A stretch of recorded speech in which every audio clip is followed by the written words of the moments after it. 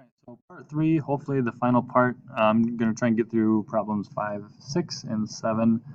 What we're going to find here is that these are just your exponential growth and decay. Rather than being cockroaches, it happens to be a population of zombies. So what I'm going to do is I'm going to do these problems rather than the doubling and halving equation with a of t and a sub 0. I'm going to use that other equation, the n sub 0 and n equation. So what that looks like is such. So n equals n sub 0. It's the natural log of k times p. So the only difference, we have a natural log constant as opposed to the base b, and then we have k times t instead of t divided by p. So let's just dive in. We know that we started with our first step, we have to find k. So it doesn't tell us that it's doubling, it doesn't tell us that it's dropping in half, it just says that after this many years, we've increased by this much.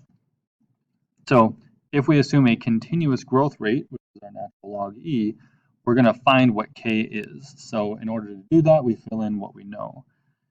So what we know is that we are currently at 110 zombies. We started with 76. K is our unknown, and it took us 5 years to do that.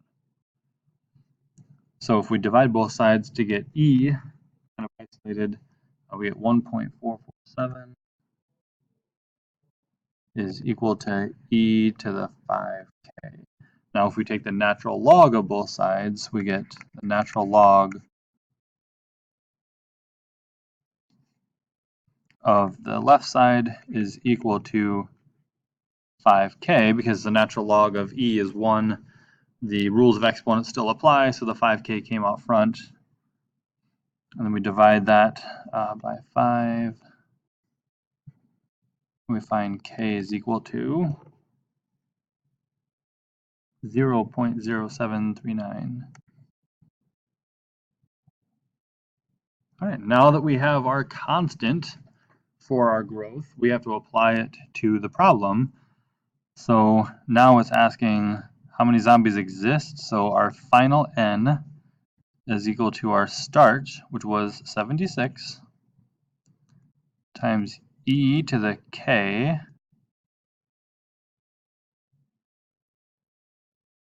t. But here's where it gets a little tricky. You got to be paying attention. It says how many zombies will exist after another 5 years. 76 is our initial. The question is how many after, not 5, but a total of 10 years. If you plug those numbers in and reduce and solve, n equals 159 zombies.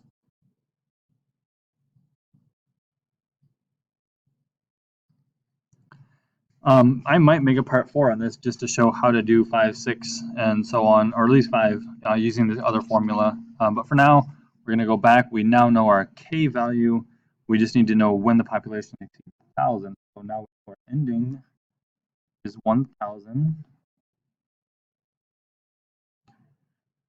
We started with 76. That hasn't changed. Our k is also not changed.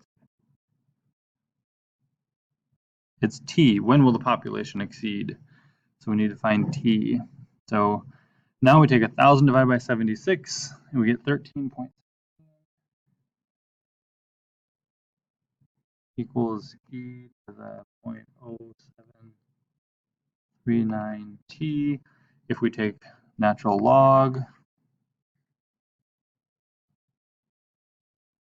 of both sides,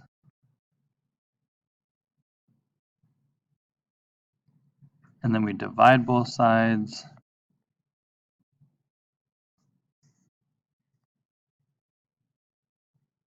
we find that t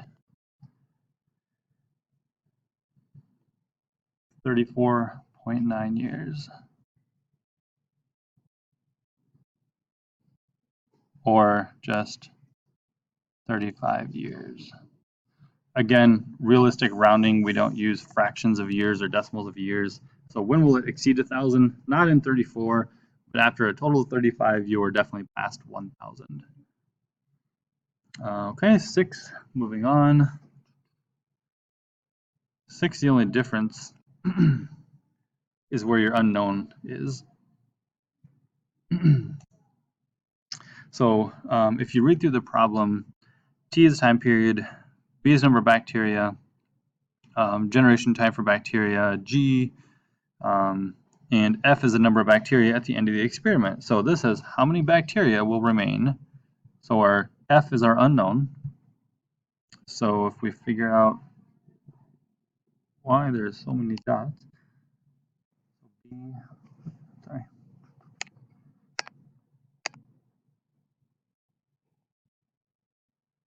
B is 4, G is 16, T is 264,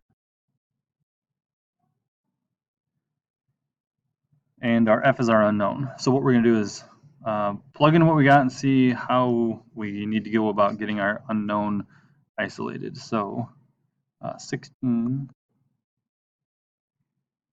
is equal to 264 over 3.3 log base B, so log base 4 of F.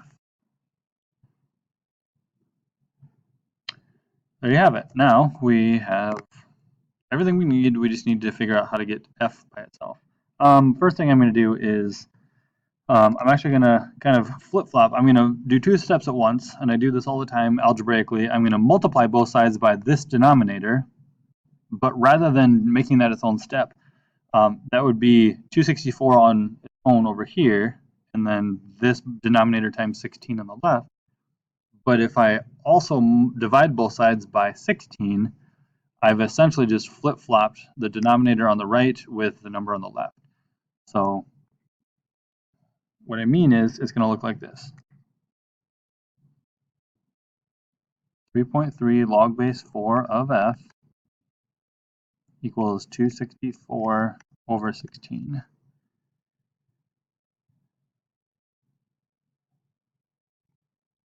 Now, if I were to take and divide both sides by 3.3, I get log base 4 of F. 264 divided by 16, that number divided by 3.3 magically equals 5. So if I look at this and turn it into the exponential form, it just says 4 to the 5th equals F. So F just equals 1,024 bacteria. And there you have it. All right, number 7 is pretty similar actually to number 6 here.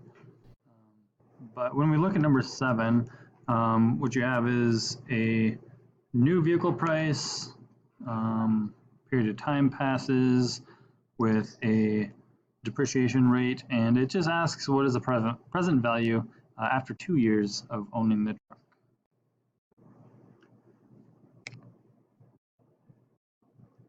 So if I get the equation set up correctly, I'm just going to plug in what I know. So what I know is that T is the amount of time that's passed, so 2 years. Is equal to log of 1 minus r. R is 0.15.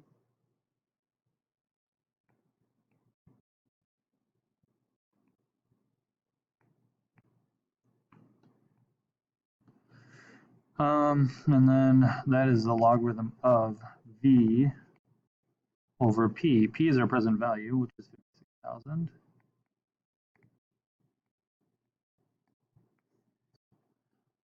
So we just need to get v by itself.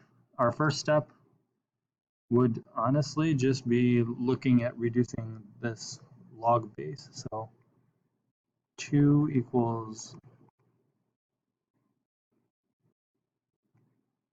log base 0.85 of V over 56,000.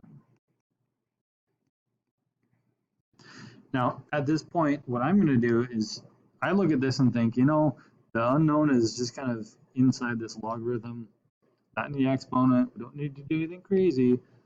I'm just going to turn it into exponential form and see what happens. So if I take this equation, turn it into the exponential form, it looks like this.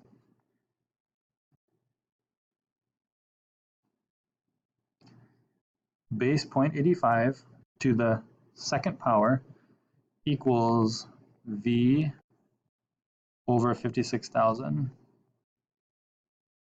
Now V equals 56,000 times 0.86, 0.85, my mistake there, sorry about that, squared.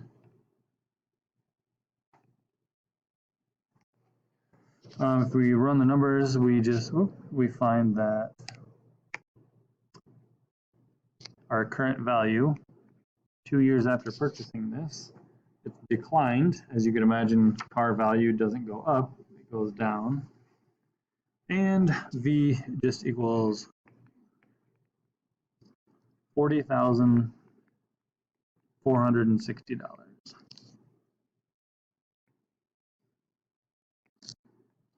There you go. That's numbers 5, 6, 7. And if you have any questions, I'm in Power Hour, both A and B shifts on Wednesday, October 2nd, in room 31.